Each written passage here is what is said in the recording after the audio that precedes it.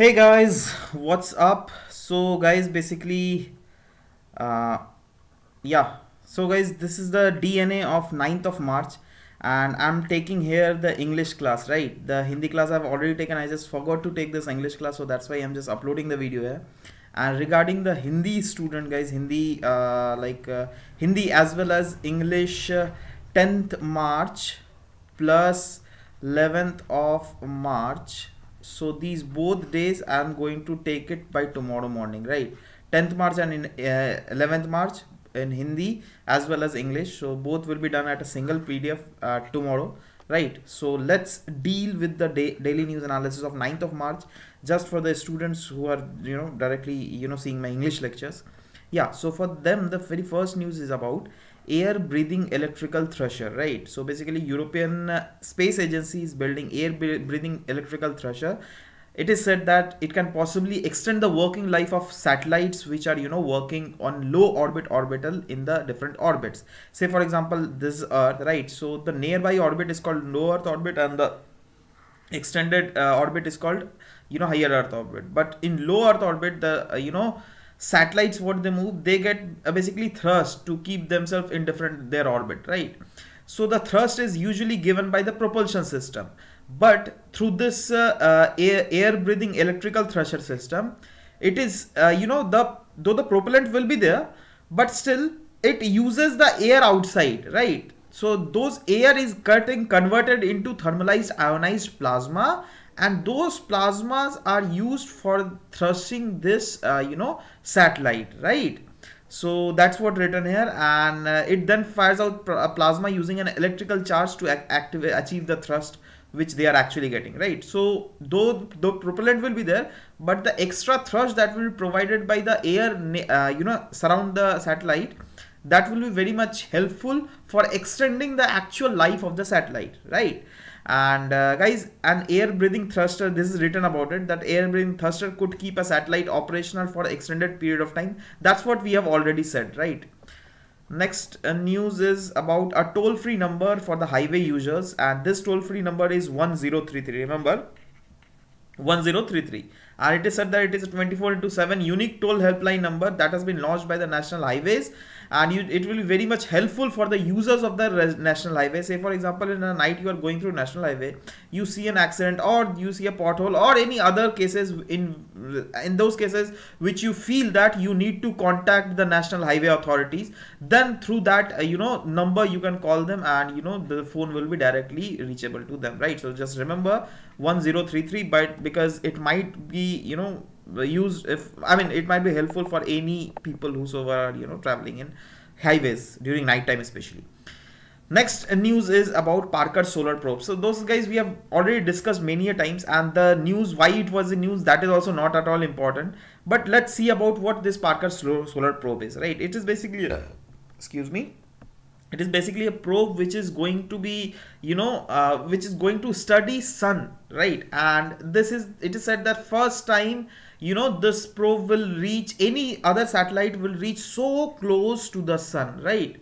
Though this distance is still huge, right? But still it is said that around 4 million miles away from the sun surface it will be there, and this 4 million miles is damn huge. But still up till this closeness, up till now, no satellites have reached that far. But it is said that the Parker solar probe, which is the initiative of NASA, so they are sending this under their Living with Star program. So just remember this keyword in itself is very important, Living with Star program, right? Under the Living with Star program, NASA is sending the Parker solar probe, which is going to study the sun surface as well as the radiations that is coming out from the suns, and will be very much useful for the for human being per se, because up till now we are unknown to many facts regarding sun, right?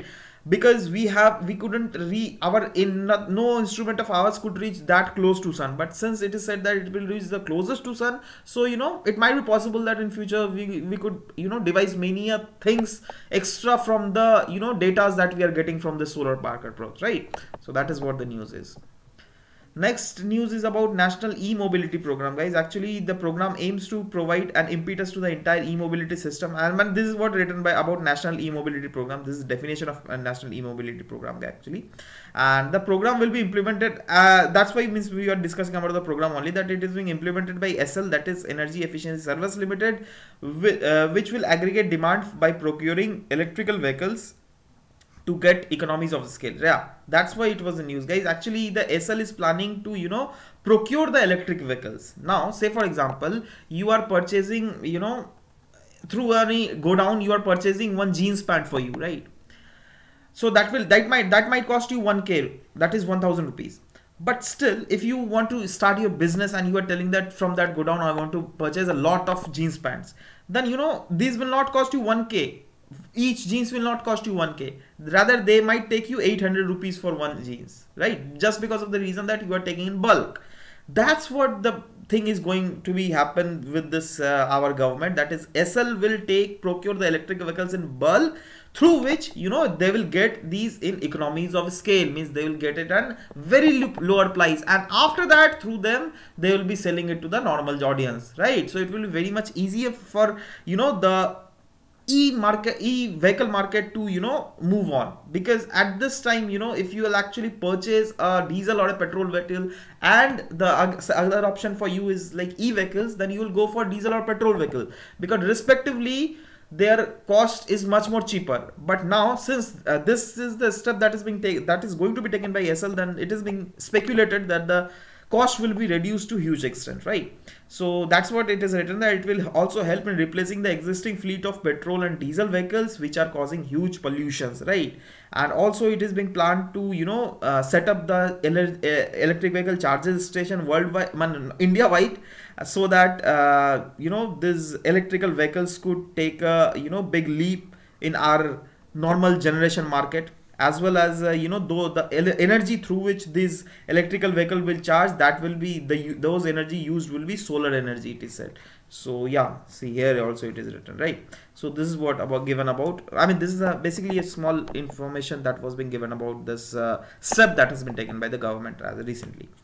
Next news about No India program, guys. Basically what we have discussed it many times, but still, actually the 46th edition of this No India program has been celebrated, and 40 Indian origin students from different 9 countries have been they have been called off in India, and they have visited to many monuments of India, and they have been given, basically they have given an outlook about the India's culture, about the India's cultural heritage, so that the people of India who are, I mean the students of India who are living abroad, they could keep in touch with India. Actually, they could know about that what India actually is, and in future it might be possible that if they become big personalities, then they might directly or indirectly help India. Not directly, I mean that's what I'm telling, that might be indirectly, right? So that is what the program is all about, and students who are usually between 80 to 30 years, they are only eligible to take part in these kind of programs. Next news is about Yes I Bleed campaign, guys. It is a campaign basically which has been recently taken out in different social media platforms like Facebook, YouTube, and it is mainly to spread about awareness about the bleeding phenomena, about the menstruation phenomena that is seen in the women's. Actually in their periods they bleed, right? But the culture of our India is not conducive, so that, I mean, nobody talks about these openly, right? So that is why this campaign was there, so that people could get people could get to know that this is the fact. Yeah, this is the gift of God, right? You can't deny the fact that if a woman is between 10 to 12 years or 250 years, then she will bleed, because she passes through a menstruation cycle, right? So she will have periods. So this kind of taboo, you can say, that which was not being spoken out in India. I mean, this kind that's what I'm telling, that this is a kind of taboo subject. So this campaign is done, Yes I Bleed campaign, so that people will get to know about it, and people could get to know about the major fact of India, in which it is written that approximately 35 crores women menstruate, out of which only 12 use proper menstrual hygiene. Say for example, they are using sanitary napkins, right? but remaining 88% have no access to the sanitary napkins, just because of the reason that they tell that, you know, we don't have money or something like that, right? So, you know, this is a huge figure. That's why this campaign has been launched. But yes, in tomorrow's news, I'll tell you a good news basically. So just hold on for that good news. Actually, though I'm giving a gist of that from now onwards, sanitary napkins will be available for 2.5 rupees only each sanitary napkins, and those will be biodegradable. So on that I'll be discussing tomorrow, right? Yeah, next news about state flag of Karnataka. Yeah, this is the recent final state flag of Karnataka, guys. Yeah, that's why I've thought of mentioning this in front of you. And the name that has been given to this flag is Nada Dhwaja, right? Likewise in Hindi we tell na Rashtra Dhwaj of our tricolor. So this Dhwaj has been given the name of Nada Dhwaja, and it is, as you can see, yellow, white and red, and state emblem is Ganda Berunda. Just remember the name. State emblem of Karnataka, they might ask you. So this will be the answer, Ganda Berunda. And across this Ganda Berunda, two-headed mythological birds are here, as you can see here, Hana? So those birds are there. So this is the kind of sort of description about the Karnataka state flag. Next news is about NHRC, that is National Human Rights Commission. Then this was news because they have taken the so motu cognizance of the media reports regarding the several prisoners have been detected with HIVs over the past few months in the state of Uttar Pradesh. That's why they have summoned the Chief Secretary and Inspector General of Uttar Pradesh and asked that what is the real matter. So let's read about what National Human Rights Commission is, right? What are their powers? So they are basically responsible for the protection and promotion of human rights in India, and they proactively or reactively inquire into the violations of the government of India in human right negligence. Means past few days there was past few years, in fact, before 1 or 2 years, if I'm not wrong, then there was a news that red sanders, people were where they were thefting few of the logs of red sanders in South India, right? So that time, police have totally fired them. So that time, NHRC has taken the cognizance that you don't have right for directly firing the people. If they are if they are stealing something, then there is a law, right? You should give them punishment according to law. But why they have they are fired? So these kind of thing, any kind of human right violations, whatever is being done by especially by the government, so that thing is being basically inquired by this National Human Rights Commission. Though their recommendations are on, whatever they say, that is totally recommendatory in nature. That is not mandatory for the government to inquire into that, right? So it is being said that they are basically the toothless. They have toothless teeth, right? And they are toothless tiger, it is basically said about this National Human Rights Commission. And they review the safeguard provided or under the constitution to the human being. Of course, that's what we have already discussed. So guys, this was all about it regarding the economic survey. You can get the link near in the description, and regarding the mains answer writing, you can also get the link in the description. And yeah guys, about also one more thing, actually I've launched a course, right, regarding the National Park of India, and the pictures there is given in totally in 3D, right? So you will enjoy that course if you at all want to, but that has been launched in Unacademy platform. So if you at all want to, just visit the my Unacademy platform, right? Just search the name Shubhodip Das and you'll get everything, right? So yeah, this was all about it, guys. I guess we'll meet tomorrow, and let's chat. I guess I should chat with you guys. Yeah, so let's see who is online. If you at all guys are online, yeah, okay. Hi, don't change the video time, please inform if any. Okay. Okay, not many people are online. So anyways guys, we'll meet tomorrow. Bye bye, take care. Is it